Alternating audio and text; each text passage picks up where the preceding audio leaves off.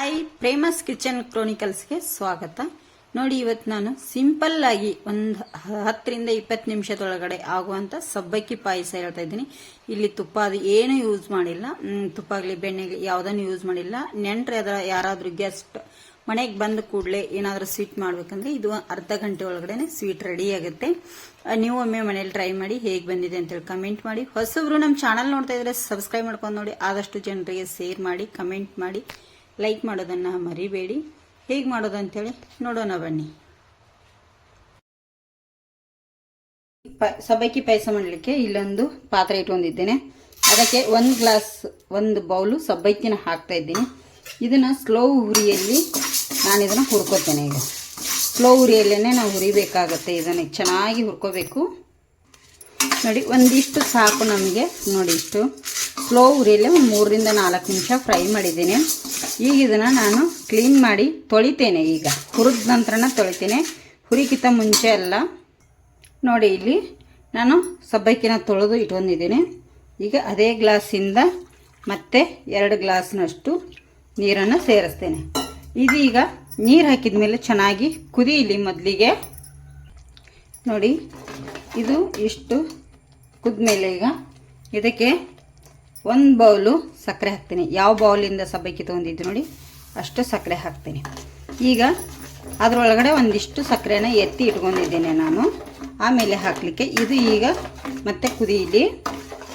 ಇದು ಕುದಿಯುವಾಗ ನಾವು ಇದಕ್ಕೆ ನೋಡಿ, ಇಲ್ಲಿ ಬಾದಾಮಿ ಗೋಡಂಬಿ ಎರಡನ್ನೂ ಕಟ್ ಮಾಡಿ ಇಟ್ಕೊಂಡಿದ್ದೇನೆ.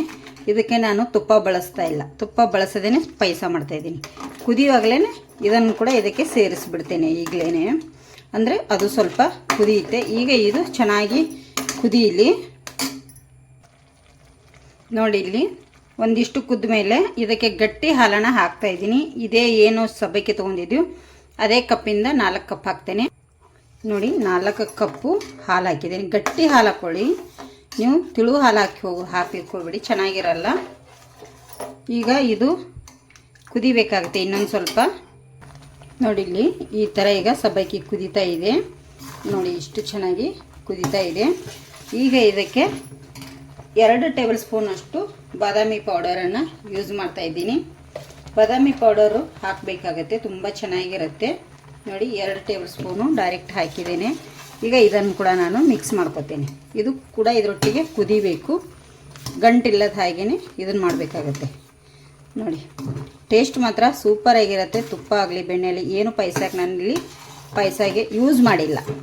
ನೋಡಿ, ಗಟ್ಟಿಯಾಗಿ ಎಷ್ಟು ತಿಕ್ಕಾಗಿ ಬರ್ತಾ ಇದ್ದೀರಾ. ಗಟ್ಟಿ ಹಾಲು ಬಳಸಿರೋದ್ರಿಂದ ತುಂಬಾ ಚೆನ್ನಾಗಿ ಬರುತ್ತೆ. ಇದು ಕುದೀಲಿ ಇನ್ನೊಂದು ಸ್ವಲ್ಪ. ನೋಡಿ, ಬಾದಾಮಿ ಪೌಡರ್ ಹಾಕಿ 1-2 ನಿಮಿಷ ಆದಮೇಲೆ ಇದಕ್ಕೆ ನಾನೀಗ ಸ್ವಲ್ಪ ಏಲಕ್ಕಿ ಪೌಡರನ್ನು ಕೂಡ ಸೇರಿಸ್ತಾ ಇದ್ದೀನಿ. ಒಂದು ಅರ್ಧ ಟೇಬಲ್ ಸ್ಪೂನ್ ಅಷ್ಟು ಏಲಕ್ಕಿ ಪೌಡರ್, ಪುಡಿ ಮಾಡಿ ಇಟ್ಟಿರುವಂಥ ಏಲಕ್ಕಿ ಪೌಡರನ್ನು ಸೇರಿಸ್ತಾ ಇದ್ದೀನಿ. ನೋಡಿ, ನೀವು ಇಲ್ಲಾಂದರೆ ಕುಟ್ರು ಹಾಕ್ಕೊಳ್ಳಿ, ನಾನು ಡೈರೆಕ್ಟ್ ಪುಡಿ ಮಾಡಿಟ್ಟಿದ್ದೆ ಅದನ್ನು ಹಾಕ್ತಾಯಿದ್ದೀನಿ. ನೋಡಿ, ಎಷ್ಟು ಚೆನ್ನಾಗಿ. ಈಗ ಸಕ್ಕರೆನ ಮೇಲ್ಗಡೆ ಏನು ಉಳಿದಿತ್ತಲ್ಲ ಅದನ್ನು ಈಗ ಸೇರಿಸ್ತಾ ಇದ್ದೀನಿ. ಆವಾಗಲೇ ಹಾಕ್ಬೋದು, ಒಂದು ಸ್ವಲ್ಪ ಮೇಲ್ಗಡೆ ಹಾಕಿದರೆ ಈಗ ಟೇಸ್ಟ್ ಬೇರೆಯೇ ಬರುತ್ತೆ ಅದು. ಅದಕ್ಕಾಗಿ ಈಗ 1-2 ನಿಮಿಷ ಎಲ್ಲ ಹಾಕಿದ ಮೇಲೆ ಇದು ಕುದಿಬೇಕು. ಆಫ್ ಮಾಡಿ ಸರ್ವ್ ಮಾಡಿ ತೋರಿಸ್ತೇನೆ ನಿಮಗೆ. ಸಿಂಪಲ್ಲಾಗಿ ಯಾರಾದರೂ ಗೆಸ್ಟ್ ಬಂದರೆ ಕೂಡಲೇ ಮಾಡುವಂಥ ರೆಸಿಪಿ. ಇಲ್ಲಿ ಹುರಿದಿರೋ ಕಾರಣ ಅಂದರೆ ಏನು, ಆದಷ್ಟು ಬೇಗನೆ ಬೇಯುತ್ತೆ ಅಂಥೇಳಿ ಅಷ್ಟೇ. ಈಗ ಕುದೀಲಿ ಇದು. ನೋಡಿ, ಸಬ್ಬಕ್ಕಿ ಪಾಯಸ ರೆಡಿಯಾಗಿದೆ. ಈಗ ನೋಡಿ, ಇಷ್ಟು ಆಗಿದೆ, ಸಾಕು. ನಮಗೆ ತುಂಬಾ ಗಟ್ಟಿ ಬೇಕಂದರೆ ಹಾಲು ಕಮ್ಮಿ ಹಾಕ್ಕೊಳ್ಳಿ. ನೋಡಿ, ಈಗ ರೆಡಿಯಾಗಿದೆ. ನಿಮಗೆ ಸರ್ವ್ ಮಾಡಿ ಕೂಡ ತೋರಿಸ್ತೇನೆ. ನೋಡಿ, ಇಲ್ಲಿ ನಿಮಗೆ ಪಾಯಸನ ಸರ್ವ್ ಮಾಡಿ ತೋರಿಸ್ತಾ ಇದ್ದೀನಿ. ಎಷ್ಟು ಗಟ್ಟಿಯಾಗಿ ಎಷ್ಟು ತಿಕ್ಕಾಗಿ ಚೆನ್ನಾಗಿ ಬಂದಿದೆ. ನೋಡಿ, ಇಲ್ಲಿ ಎಷ್ಟು ಚೆನ್ನಾಗಿ ಪಾಯಸ, ತುಂಬ ಅಂದರೆ ತುಂಬ ಟೇಸ್ಟಿಯಾಗಿದೆ.